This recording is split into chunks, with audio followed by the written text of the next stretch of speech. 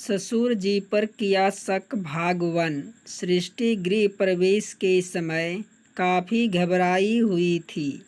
एक तो वैसे ही ससुराल के नाम से उसे डर लगता था, ऊपर से इस ससुराल में उसकी सास नहीं थी, केवल उसके ससुर जी ही थे। खैर, रिश्तेदारी की महिलाओं ने सारी रस्में करवाई और 2 दिन के बाद पूरा घर मेहमानों से खाली हो गया।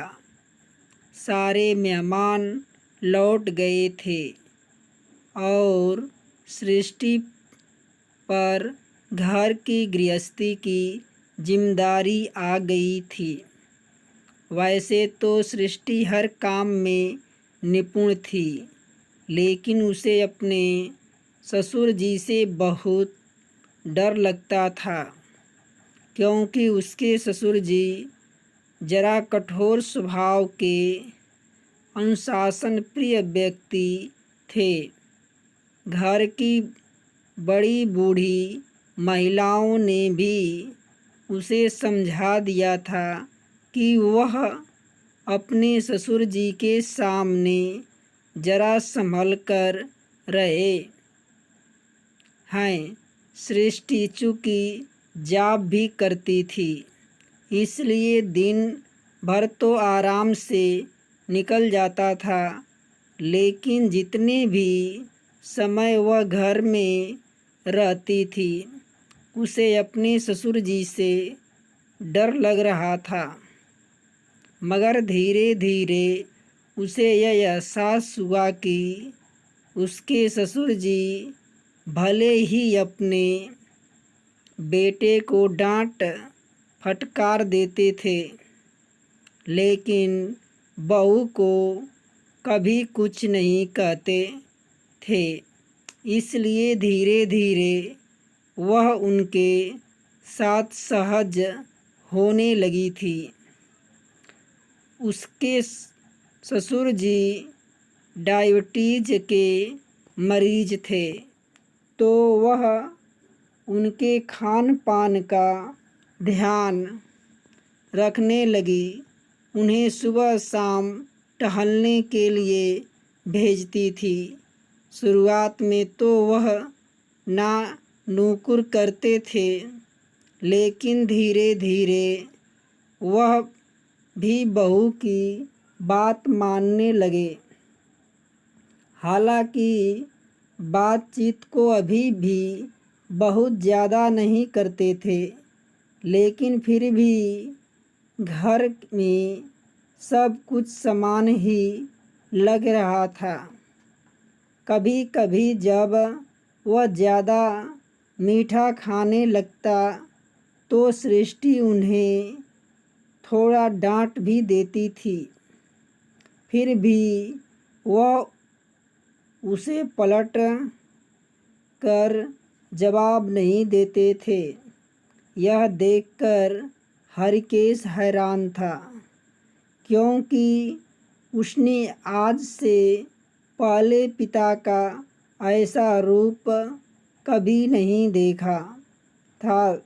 सृष्टि देख रही थी कि इधर पिछले 1 हफ्ते से उसके ससुर जी के चेहरे पर एक अनोखी चमक ही आ गई थी।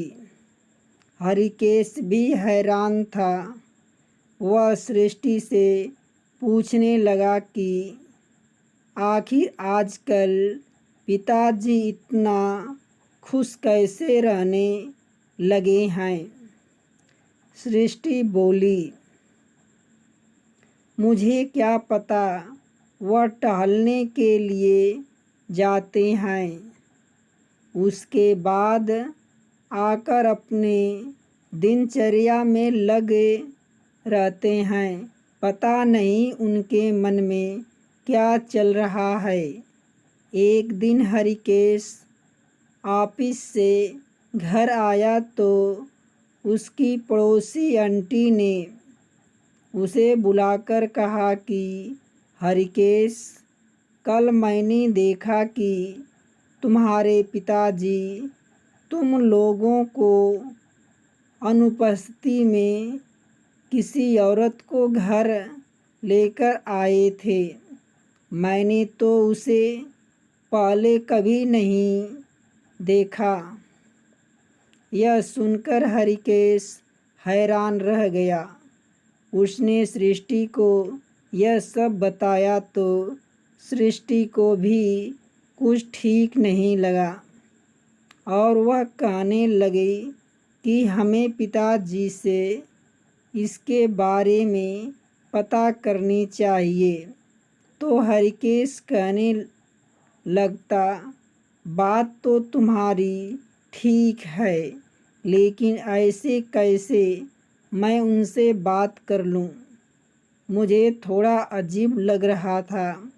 काफ़ी सोच विचार करने के बाद उसने कहा कि हो सकता है कि कोई पहचान वाली ही हो। ऐसा पूछने से पिताजी को बुरा लग जाएगा।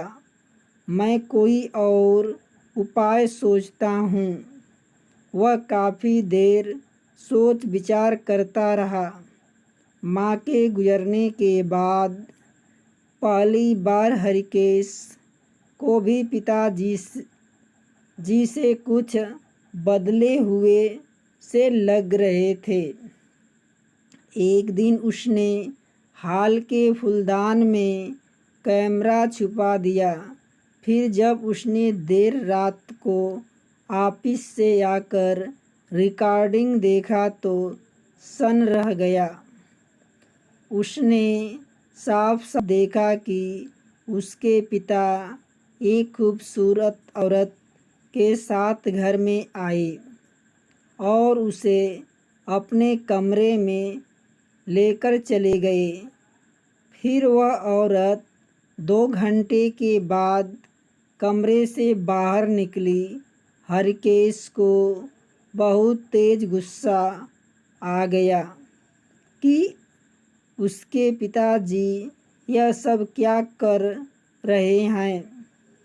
उसने सोच लिया कि कल सुबह मौका देख अब इस बारे करेगा।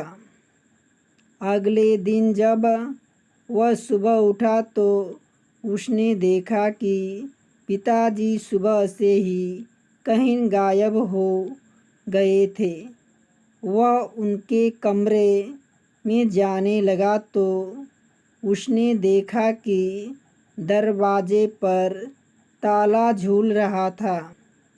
वह बौखला गया कि उसके पिता अब अपने कमरे में ताला भी लगाने लगे। उसे बहुत घबराहट होने लगी। उसने सृष्टि को सब कुछ बताया। सृष्टि भी चिंतित हो गई और कहने लगी कि कहीं पिताजी के अकेलेपन का कोई फ़ायदा तो उठाने की कोशिश नहीं कर रहा है। हमें उन्हें समय रहते सतर्क करने की ज़रूरत है। कल को कुछ हादसा न हो जाए। हरिकेश में सहमति से सिर हिलाया। सृष्टि ने आगे कहा कि आज छुट्टी का दिन है। आज ही हम पिताजी से बात कर लेते हैं। दोनों काम निपटाकर रघुनाथ जी के आने का इंतज़ार करने लगे। रघुनाथ जी घंटे भर के बाद घर आए। वह पसीने से लथपथ थे, लेकिन चेहरे पर खुशी झलक रही थी। सृष्टि सोच में पड़ गई कि आखिर सुबह सुबह किससे मिलने के लिए गए थे ये जो इतने प्रसन्नचित्त नज़र आ रहे हैं। अभी वह कुछ बोलती इससे पहले ही हरिकेश बोल पड़ा, पिताजी मुझे आपसे ज़रूरी बात करनी है। रघुनाथ जी कहने लगे, अभी नहीं बेटा, थोड़ी देर बाद बात करना ते हैं। अभी मुझे बहुत ज़रूरी काम है। इतना कहकर वह अपने कमरे में गए और उन्होंने कमरे का दरवाज़ा भीतर से बंद कर लिया। सृष्टि और हरिकेश एक दूसरे का चेहरा देखने वालों की आखिर पिताजी को हुआ क्या है। थोड़ी देर बाद उन्होंने अपने कमरे से दरवाज़ा खोलकर सृष्टि से कहा, बहू जरा यहाँ तो आना। सृष्टि ने हरिकेश की ओर देखा और धीमी गति से चलते हुए ससुर जी के कमरे में पहुंची। हरिकेश भी पीछे पीछे चला गया और भीतर का नज़ारा देखते ही सृष्टि आश्चर्य से उछल पड़ी। पूरे कमरे में आर्टिफिशियल फूलों, लाइट और गुब्बारों से बहुत मन भावन सजावट की गई थी। कमरे के बीचों बीच टेबल पर एक केक रखा हुआ था। सृष्टि में प्रसन्न भरी नज़रों से अपने ससुर जी को और देखा और उसे समझ नहीं आ रहा था कि यह सब तैयारी किस लिए है, क्योंकि आज न तो घर में किसी की शादी की सालगिरह थी और ना ही किसी का जन्मदिन था। और उसके ससुर जी ने हर्ष भरे स्वर में कहा, हैप्पी मदर्स डे।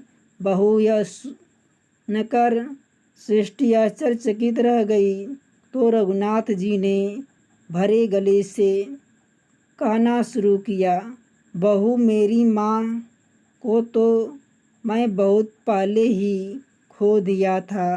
मेरी परवरिश चाची ने की, वह भी मुझे ज़्यादा प्यार नहीं करती थी। फिर जब मेरी शादी हुई तो मेरी पत्नी ने भी मेरा बहुत ध्यान रखा। उसके सानिध्य में मैं अपने जीवन के नए रंगों में घुलने लगा और बचपन का हर दर्द भूलने लगा। लेकिन फिर भी वह जब मुझे छोड़कर चली गई तो मैं उदासी की गहराइयों में डूब गया। मेरी जीवन में एक अजीब सूखापन था, मगर फिर भी तुम इस घर में आई। तुम्हारे प्रेम में मुझे माँ की ममतत्व का एहसास होता है। तुम मेरा इतना ध्यान रखती हो, मुझे बच्चों की तरह संभालती हो। वह कहते हैं न कि इंसान बुढ़ापे में बच्चा बन जाता है। मेरी हार जीत पर तुम मुझे प्यार से समझाती हो, मेरे खान पान का ध्यान रखती हो। इसलिए तुम्हारे प्रेम में मुझे माँ की झलक दिखाई देती है। मैंने कभी अपनी माँ को तो स्पेशल फील नहीं करवाया, लेकिन आज के दिन मैं तुम्हें खास महसूस करवाना चाहता था, इसलिए मैंने यह तैयारी की। तुम आगे भी इस बच्चे का ध्यान रखोगी न? यह सुनकर सृष्टि की आँखों से अपने आप ही निर्झर नीर बहने लगे।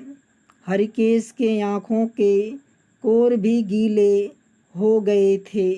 उसे अपनी माँ का याद आ गई थी। वह झट से जाकर पापा के गले लग गया। सृष्टि ने भी उसके पैर छूते हुए कहा, पिताजी, आज आप मुझे यह दर्जा देकर बहुत बड़ा सम्मान दिया है। मेरे पास अपनी खुशी बयान करने के शब्द नहीं है, कहते हुए उसका गला रुध गया। उसके ससुर जी ने उसके सिर पर प्यार से हाथ फेरते हुए कांपते हुए स्वर में कहा कि तुम मेरी बहू भी हो, बेटी भी हो और माँ भी हो। सच में तुम धन्य हो, जिसके आने के बाद उसे मेरे घर की रौनक वापस लौट आई। तीनों के चेहरे पर खुशी के साथ साथ आंसू की रेखाएं भी थीं। तभी अचानक से हरकेश को कुछ याद आया और वह कहने लगा कि पापा, आपने इतनी सारी सजावट खुद की। तो उसके पापा ने कहने लगे कि नहीं बेटा, मैं डेकोरेशन करने वाले को बुलाने गया था। उसने एक लड़की भी भेजी थी, लेकिन शुरुआत में जो लड़की आई थी उसने एन टाइम पर आने से मना कर दिया।